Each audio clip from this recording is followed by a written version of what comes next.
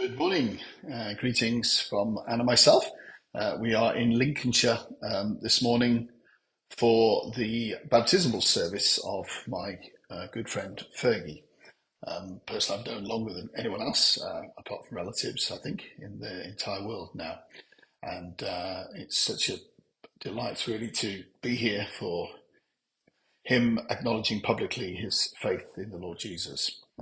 I wanted obviously to be with you this morning, can't be there, but can be there virtually, and thought we might continue in the book of Nehemiah. So we've looked at the first, well, we got into chapter 2 last week, and we started to talk about the favour that God gave to Nehemiah when he went before King Artaxerxes. And Artaxerxes said, first of all, why are you sad? It's not sickness. And he explained about that the city of his father's sepulchres lay in ruins.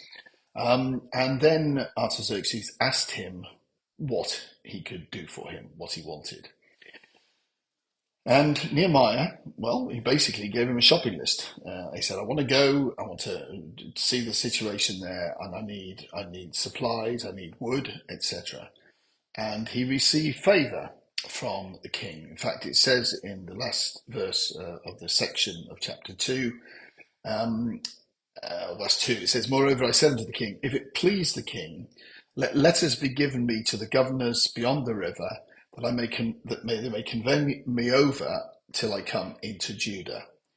And a letter unto Asaph, the keeper of the king's forest, that he may give me timber to make beams for the gates of the palace, which appertain to the house, and for the wall of the city, and for the house that I shall enter into. And the king granted me according to the good hand of my God upon me. He didn't just turn up at that meeting without giving some thought to this. He obviously had faith to act the way he did. And even though he did act in faith, and even though he demonstrated his unhappiness, his sadness to the king, which in itself was risky, when the king asked him what he wanted, he told him. I remember many years ago, 2007, I sailed around Britain dressed as John Wesley, some of you know, and I declared the gospel in about 40 different ports, reminding the people of what God had done through the likes of John Wesley, Charles Wesley, George Whitefield. One of the encounters I had was I met a man in Aberdeen who was a heroin addict, and the Lord clearly led me to reach out to him. I ended up taking him on my boat, and we got as far as Arbroath, and he got saved, and it was quite remarkable. He had thrown all the heroin away that he had in a bid to reach out to the Lord, and God honoured that and revealed himself to him, and he received the Lord. But he didn't get instant deliverance from the heroin, and he went back to Aberdeen the following day, and I gave him money to buy some drugs because he was in such a bad state. Not what I would normally do, but it seemed the right thing at the time, and I believe it was the right thing. Anyway, when he went back the next day, a woman who always gave him money when she saw him instead invited him to her fellowship. And she gave him a card of the pastor with the pastor's details on. And so I found him in Aberdeen, and he gave me the card, and I phoned up the pastor, a chap called Mark Guillon, who's a Nigerian pastor of Redeemed Christian Church of God fellowship in Aberdeen. And the Lord connected me to this man, so that 3 years later, when the Lord gave me a vision for the nation, and I wanted to share it with somebody, and I needed help, if you like, to kickstart that vision, I jumped in the plane, flew out to Aberdeen, met this chap, and he introduced me to Agu Iruku. Some of you may have heard the name before. Pastor Agu is the senior pastor of Jesus House in London. We went past the building yesterday when we visited London to go to the theatre. And I went into this man's office 6 weeks later after I was told I was being introduced to him. And he basically asked me the same question. He says, what can I do for you? After I shared the vision with him. Like Nehemiah shared the vision with Artaxerxes. And not that Agu and Artaxerxes are the same, but they were both people in positions of authority who had resources available to them. And so when Pastor Agu said to me, what can I do for you? I said to him, I would like you, if you believe what I'm sharing with you is of the Lord, I'd like you to get the pastors of the fellowships, and he had about 600, I think, within his sort of authority at the time. I'd like you to write to them and ask them to invite me to speak and share the vision the Lord's given me for the nation. And he said he would. He did it. And he did do it. And he wrote letters on paper with stamps and envelopes. And they were sent out to all the pastors of the churches. And that opened up an opportunity for me for the next sort of, well, it's 5 years in total, for me to go and share that vision with those people. So was I prepared? I knew what I wanted, but I wasn't, didn't know how it would come about.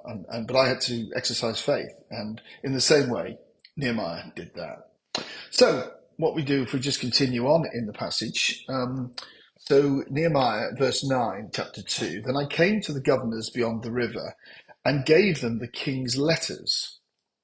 Now the king had sent captains of the army and horsemen with me.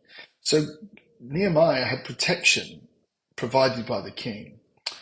But now there's opposition. And I think what we're going to read in these next few verses, we can relate to in what's going on today in terms of the Jewish people, the Israelis. When Sanballat the Horonite and Tobiah the servant, the Ammonite, heard of it, it grieved them exceedingly that there was come a man to seek the welfare of the children of Israel.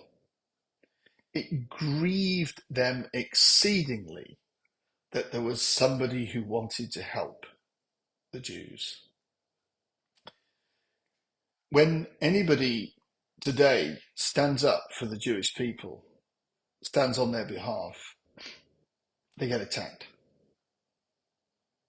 At the moment, as we know, with all the news, it's all about the Palestinians and what they're suffering and how the Jews are genocidal in their behavior and so forth.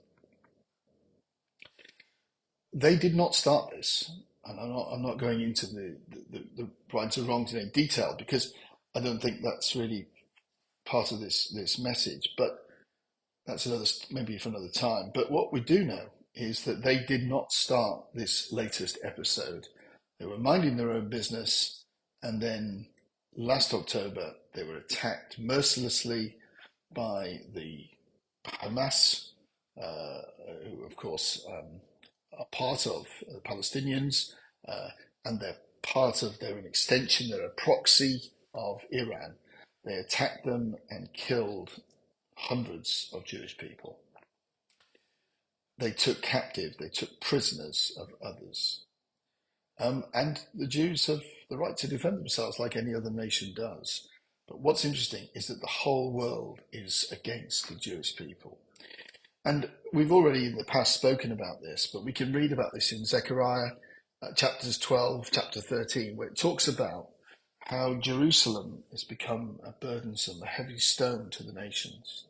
And it also talks there about how all the nations around have made it their job to try to wipe out, completely off the face of the earth, wipe out the Jewish people. So there's this guy, Sanballat and Tobiah, servant of the Ammonite. So I came to Jerusalem, says Nehemiah, and I was there for 3 days. So he went, he arrived, and he doesn't announce himself, at least there's nothing to indicate that here. Then it says he arose in the night, and some few men with me, neither told I any man what my God had put in my heart to do at Jerusalem.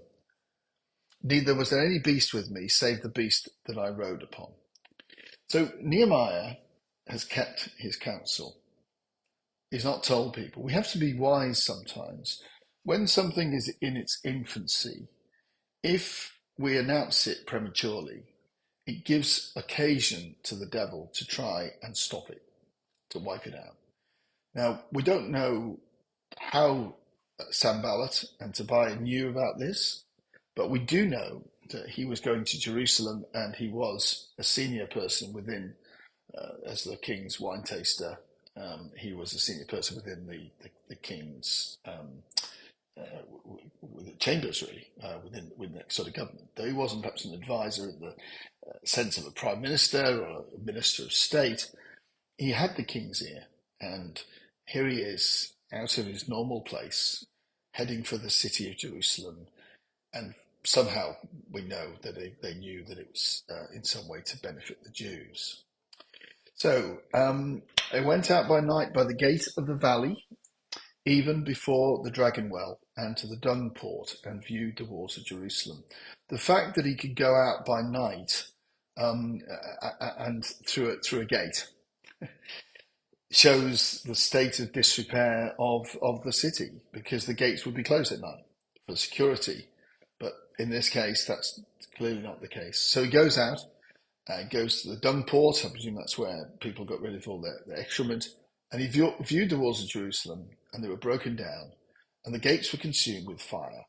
And this is a picture of poverty, of spiritual poverty as well as natural poverty, of the lack of protection when a city is in this. That there's no protection for the people inside that city, and of course that could be the same spiritually as well. The city gates, in other words, they're weak spiritually. Then I went up onto the gate of the fountain, to the king's pool, but there was no place for the beast that was under me to pass. It was so broken down. It was just chaos. It was like a demolition site. Then I went up in the night by the brook and viewed the wall, and turned back and entered by the gate of the valley, and so returned. So he did a complete sort of reconnaissance of the city. And he looked at it. He saw what the problem was, and the depth or the severity of the problem. And then he went back to presumably where he was lodging. And the rulers knew not where I went or what I did. So again, he's not sharing his reason for being there at this point. Neither had I as yet told it to the Jews, nor to the priests, nor to the nobles, nor to the rulers, nor to the rest that did the work.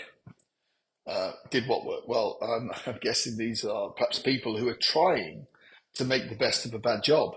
And maybe they're looking and thinking, if only we could do this, if only we had the resources, and so on. Then I said unto them, you see the distress that we are in, how Jerusalem lies waste, and the gates thereof are burned with fire. Now, he said we to this. He didn't say you. I see the distress that you are in. He said, look at the distress that we're in. So at this point, he's now starting to relate to them as being one of them, being a fellow Jew. And then he starts to cast a vision to them. Come, let us build up the wall of Jerusalem, that we be no more a reproach.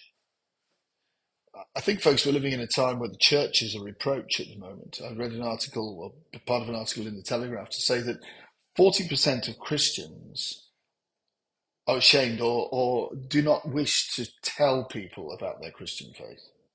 40% of Christians. Now, is it true? I don't know. And who do they regard as Christians? Do they regard anyone who's born in this country of the ethnicity, or is that people who we would regard as born of God? But what they're saying is that Christians are not forthcoming with the gospel. And I think that's true. I don't think any of us is as forthcoming as perhaps we have been in the past. So this is a reproach, because when we're quiet, Satan isn't. He speaks out and he intimidates and he tries to cajole people into doing things his way. As we walked through London yesterday, there were people there handing out copies of the Quran, what do you call it? And it talks about Moses, and it talks about Jesus, and it talks about Muhammad and whoever. And it just puts them in a list. Oh, that's interesting. I know about Jesus. I'm a Christian. But of course, the Jesus of Muslims is not Jesus. Okay, it's not the Jesus. It's ISIS or ISIS, I think is they call him. But he's not Jesus. He's just one of the prophets. He's fairly high up. I think he's number two after Muhammad, but Muhammad is way, way, way above. It's a bit like dare I use the analogy? It's like Burger King and McDonald's. Burger King, yep, you see them around. McDonald's are absolutely everywhere. They're hugely um, bigger, far more uh, numerically stronger than Burger King around the world. Okay, so he says, let's build up the wall of Jerusalem that we be no more a reproach. But then he says this, then I told him of the hand of my God, which was good upon me. In other words, he shared his testimony. And this is similar to when Moses went back to Egypt and he said, look, there was a bush and God appeared to me in the bush and he said to me, go and tell Pharaoh to let my people go. And our testimony is so powerful. If we heard from God and it is of God, then we can share that testimony and it gives confidence, not just to us, but it gives confidence to those who hear it. So I told them about the hand of my God upon me, at the king's words that he'd spoken to me, go, do the work. And they said, let us rise up and build. So it just took that one man with vision, with resources to come, and it turned the whole situation. At least it began the turning of the whole situation around. So they strengthened their hands for this good work. And this was a good work. This was a work that would give glory to God. And that really ultimately is the reason that we should be doing things. And then I'm just going to finish on this. But when Sanballat, the Horonite, and Tobiah, the servant, the Ammonite, and Geshem, the Arabian, heard it, they laughed us to scorn and despised us and said, what is this thing that you do? Will you rebel against the king? So the enemy is now coming. As soon as sometimes we get a word of encouragement or we get the impetus to move forward in things of God, we can expect that Satan will send his emissaries to try and dissuade us in our calling. Well, I'm going to stop there, otherwise it's going to be too long, and you've got your main service at 10:45. But just to say, looking forward by the grace of God to be with you next week. We also have Bob coming to speak, Bob Smith coming to minister for us as well. So I'm sure that'll be a wonderful time. Well, God bless you. Love you all and looking forward to being with you soon. Bye-bye.